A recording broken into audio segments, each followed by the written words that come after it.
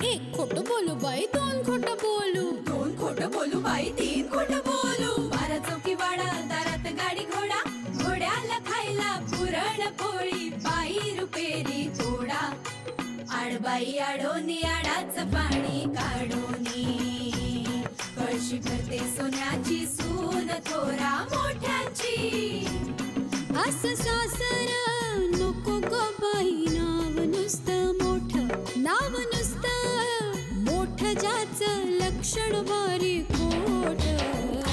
पैलमा गणेश देवा, माझा खेळ मांडला, करीन तुझी सेवा, करीन तुझी सेवा, मला हवा करतार, चंद्रपोळी चौकडीत माझा संसार. 3 दगडांची चूल फुंकले निखारे, मुठभर जोंधळात सुख माझे सारे. नांदा सौख्य भरे, नांदा सौख्य भरे, नांदा सौख्य भरे, नांदा सौख्य भरे.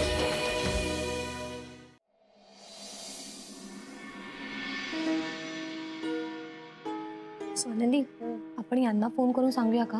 हो, त्यांना तर सांगावंच लागेल, एवढी मोठी गोष्ट घडली आहे.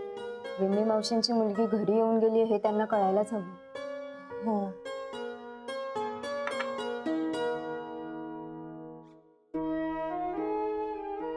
आई नक्की दरवाजा बंद करून बसल्यात ना? हो हो.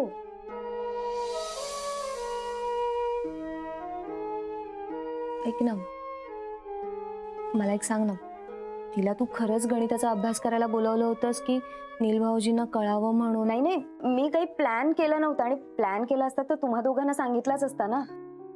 हो अगं, सांगितलं असताच, पण नसता सांगितलं ना तरी चाललं असतं. तुझ्यावर पूर्ण विश्वास आहे आमचा. तू जे सांगशील ते आम्ही डोळे झाकून करू. बरं चला, त्यांना फोन करा.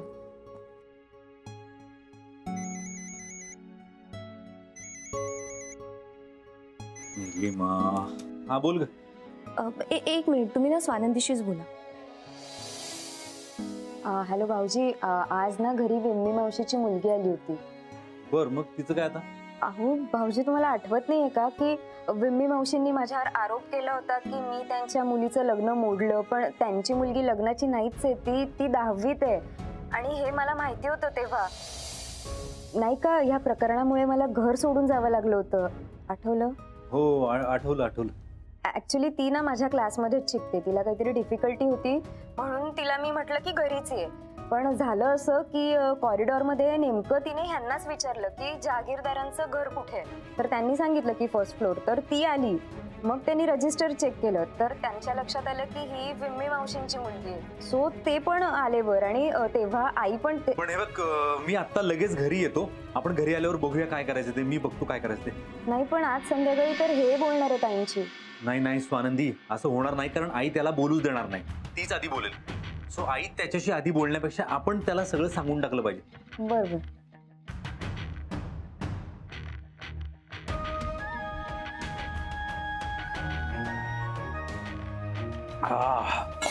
वाह, कळतंय का तुम्हाला? आज संध्याकाळी बोलणार आहे तो माझ्याशी, अनेक गोष्टी विचारणार आहे असं म्हणाला. अगं कशाला टेन्शन घेतेस? इंद्रनीलला गुंडाळणं तुला काही कठीण आहे का? पण आता ते सोपं नाहीये. तेव्हा तो एकटा होता, आता स्वानंदी आहे त्याच्याबरोबर. इतके दिवस सगळ्या गोष्टी गुपित ठेवल्या होत्या, आता कळलं त्याला. अगं पण इंद्रनीलचा तर तुझ्यावर आंधळा विश्वास आहे ना. आजवर त्याच्या नजरेत जे दिसलं नव्हतं ना, ते दिसलंय मला. म्हणजे अविश्वास दिसला त्याच्या डोळ्यात मला, माझ्याबद्दलचा अविश्वास. ही विम्मी पण ना, मुलगी इथे पोचल्यानंतर मला फोन करते. ती निघत असताना फोन केला असताना तरी इंद्रनीलने तिची भेट होऊ दिली नसती. इंद्रनीलची आणि तिची भेट होणं अटळ होतं. अटळ काय होतं? काय बोलताय? बघ ना, इंद्रनील तर घरातनं बाहेर पडला होता, तरीही ती त्याला पॅसेजमध्ये भेटावी. तिने ह्यालाच घराचा पत्ता विचारावा आणि मग संशय येऊन इंद्रनीलने वर यावं. त्याला काय म्हणशील तू? फक्त नशीब माझं, दुसरं काय?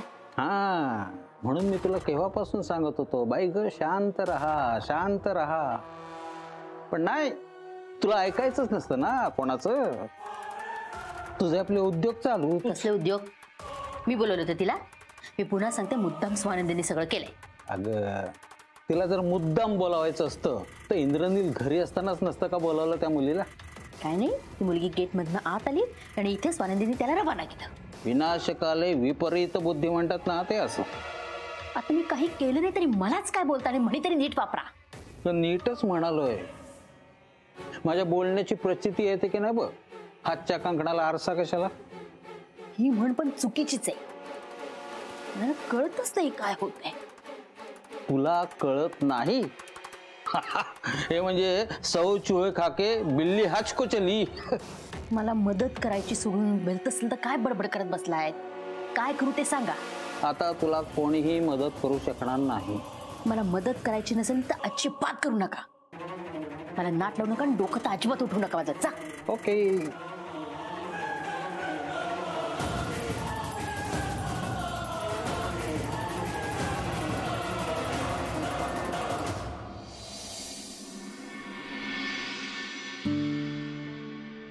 आजी येऊ का?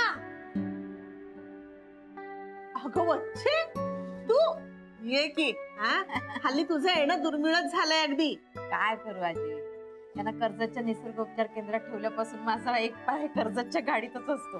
असू दे असू दे, स्वामींच्या कृपेनं लवकर बरे होत म्हणजे झालं. हो ग बाई. बस बस, तू तुझ्यासाठी चहा ठेवते मी. बस. नको नको, मला चहा नको. स्वानंदीने आली? म्हणजे स्वानंदी यायची होती? हा. मला नाही बाई माहिती. का ग, काही झालंय का काय तिच्या घरी? अजून झालेलं नाही, होणार आहे. आता काय आणखी नवीन? ललिताचं एक एक खोटं नील समोर कसं उघड करता येईल असं बघतायत तिन्ही मुलं, म्हणजे स्वानंदी, निलिमा आणि निरंजन. पण नीलचा विश्वास बसेल का यावर? नाही ना हो आजी, नवीन नवीन एक एक कळतंय ना, तसा आणखीनच खचत चाललाय. पण ही वेळ कधी ना कधी येणारच होती ना. म्हणून तर आम्ही इथे भेटायचं ठरवलं. घरी बोलता नसतं आलं ना. पण मला नीलचं खूप वाईट वाटतंय ग. साधा मुलगा आहे बिचारा. आजी ये ये ये बाळा. काय ग बाळा, ठरलीस की काय? दिली आहे कल्पना. काय आजी, मी हरले नाही आणि हरणारही नाही. पण ना, ते जिंकणं त्रासदायक आहे. त्याला इलाज नाही बाळ. आता लढाई आहे ही, जखमा होणारच ना. आजी, पण लढाईतल्या जखमा शरीरावर होतात आणि उपचाराने त्या बऱ्याही होतात. पण इथे ना जखमा मनाला होतात, आणि तेही माझ्या सगळ्यात जवळच्या माणसाच्या मनाला. तर ललिताबाई कशा आहेत हे मला माहिती आहे. त्यांच्या सगळ्या कारस्थानाचा कुठेतरी अंत झाला पाहिजे, हेही मान्य आहे. नाहीतर घर म्हणजे रणांगण होईल ग. पण काय आहे ना स्वानंदी, कुठेतरी मनात असंही वाटतं की जाऊ दे ना, सोडून देऊया, कशाला उगच. त्यामुळं नीलच्या मनाची होणारी फरफट तरी थांबेल ना. अगं, हाच विचार करून मी इतके दिवस गप्प राहिले. आता ना पाणी नाका तोंडात जाऊन श्वास गुदमरायला लागला. आता तरी हातपाय मारायलाच हवे ग. आता नवीन काय केलं त्या बाईनं? तुला सहन होणार नाही म्हणून एक मोठी गोष्ट तुला सांगितली नव्हती. अगं बाई, सांग ना लवकर. उगाच जीवाला हुरहुर नको लागायला. बाबांवर जो आरोप झाला, ते पैसे संपदाताईने त्यांच्या डब्यात ठेवले होते. काय? आणि हे सगळं कारस्थान माझ्या सासू सासऱ्यांचं होतं.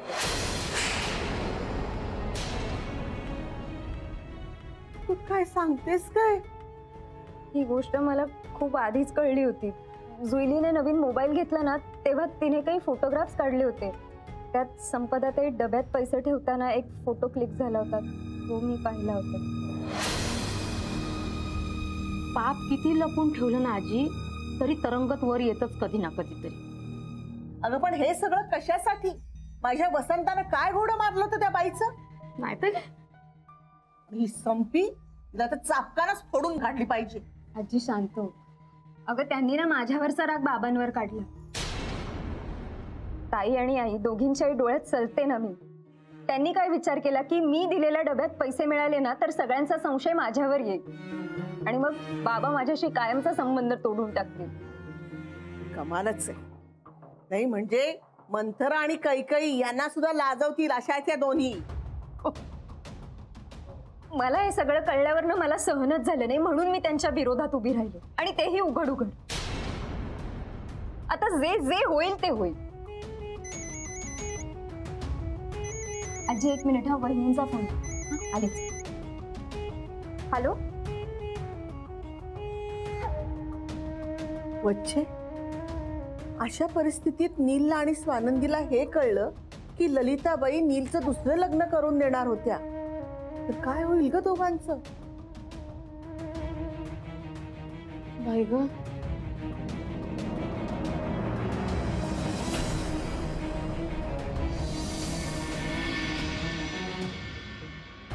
मी काहीतरी कर ना बाई, काहीतरी कर ग. मी काय करणार यार? तू असं सांग ना की तुझी दुसरी मुलगी आहे म्हणून. ललिता, तुझं डोकं ठिकाणावर आहे ना? अगं अख्ख्या जगाला माहितीये मला एकच मुलगी येते. नाही तर मग सांग असं की हिच्याच लग्नाची बोलणी सुरू होते असं सांग ना.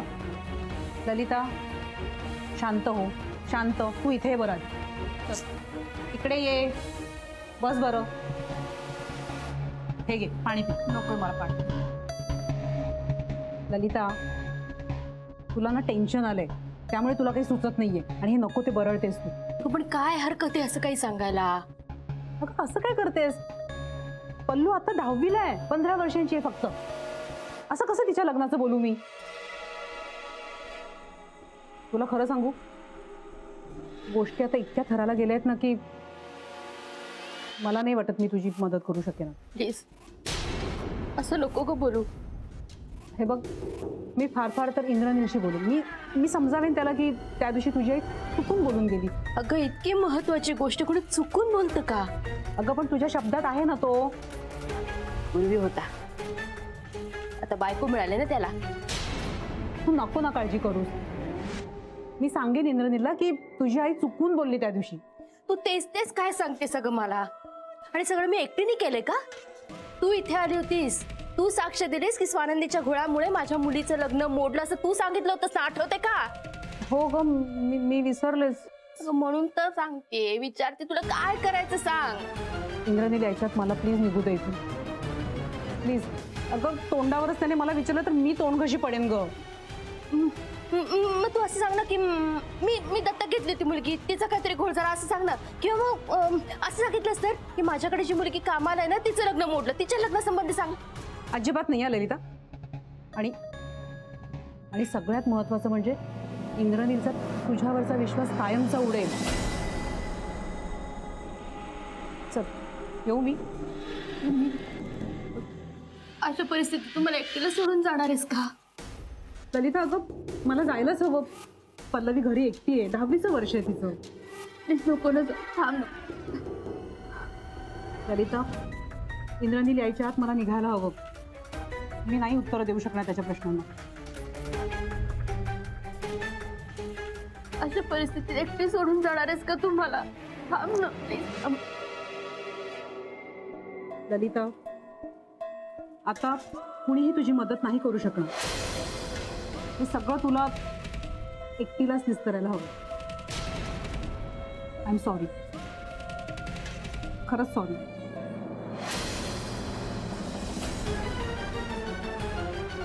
मी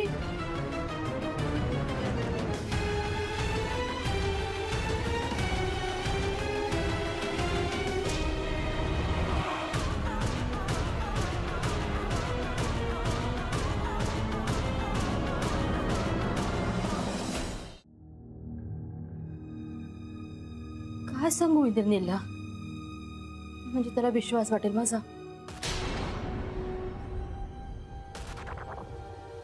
सुचत नाहीये. पॉइंट्स लिहून ठेवते म्हणजे मग बोलायला बरं पडेल.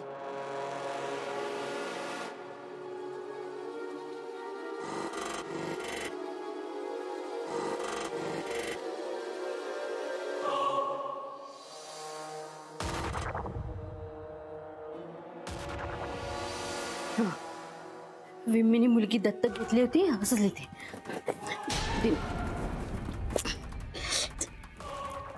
सगळे विरुद्ध चालले तर सगळं पेन पण विरुद्ध चाललंय माझ्या. विम्मीची मुलगी दत्तक. नाही मी नको म्हणाली होती. मग काय सांगू आता. काय आणखीन त्या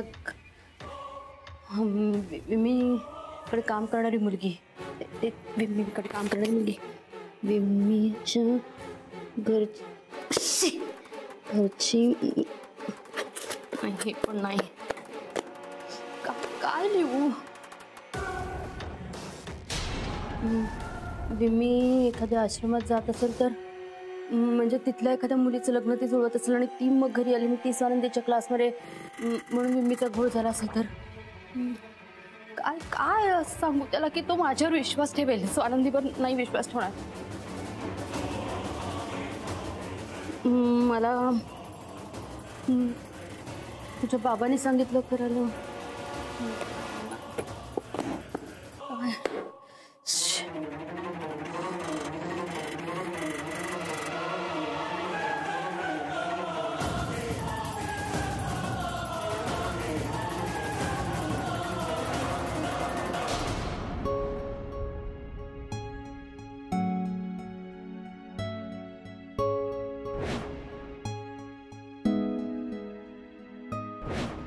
अहो साहेब, कोणाला बोलू नका. एक बाई आपल्याला बोलली 5,000 रुपये देतो, तर तिच्यासाठी आपण नकली डॉक्टर बनून गेलो होतो. त्या बाईचं नाव काय होतं? लीला. हा, ललिता जागीरदार नाव होतं त्यांचं. ललिता जागीरदार.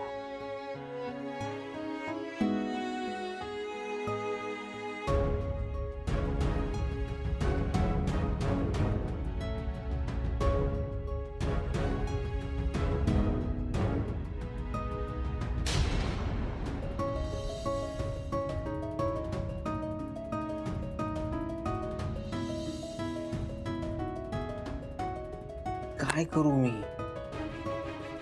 कुठेच मन लागत नाही. हे काय येतंय माझ्या समोर? माझी लाडकी आई अशी?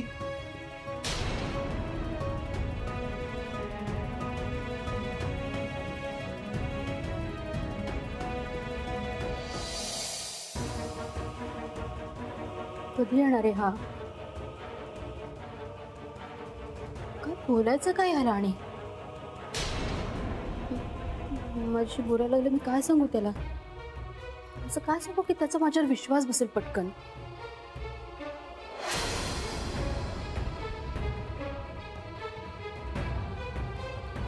ती मुलगी पण विम्मेचीच होती, तिने दत्तक घेतली होती असं सांगून टाकते. करेक्ट आहे, हे असंच सांगते. हे असं होतं म्हणून तर विम्मी आली ना घरी सांगायला, आणि त्या स्वानंदीमुळे तिचं लग्न मोडलं होतं. बरोबर, हे असं सांगते मी त्याला. करेक्ट आहे, येऊ दे घरी. हेच सांग. हेच बरोबर आहे.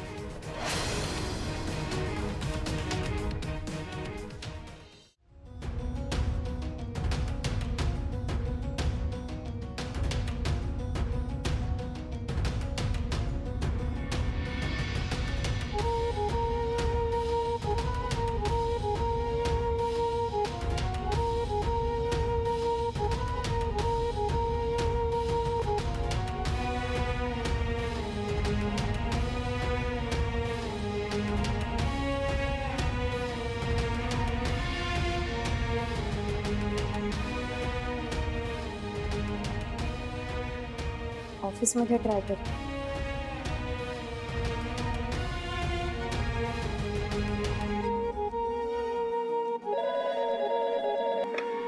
हॅलो. हॅलो, इंद्रनील जागीरदार आहेत का? साहेब निघाले का आज? बर. ओके.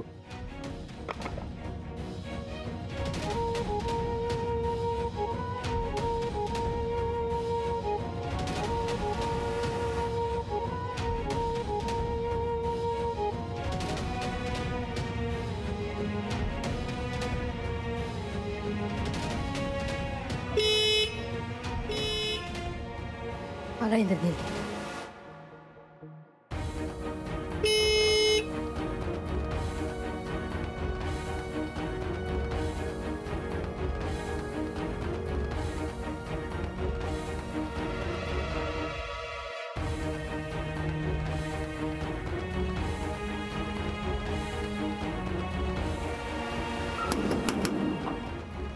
अरे उघडा.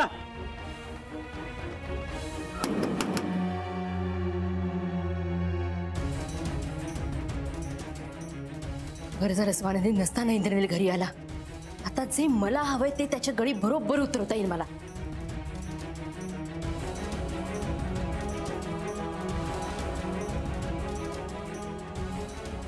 किती वेळ लागतो याला?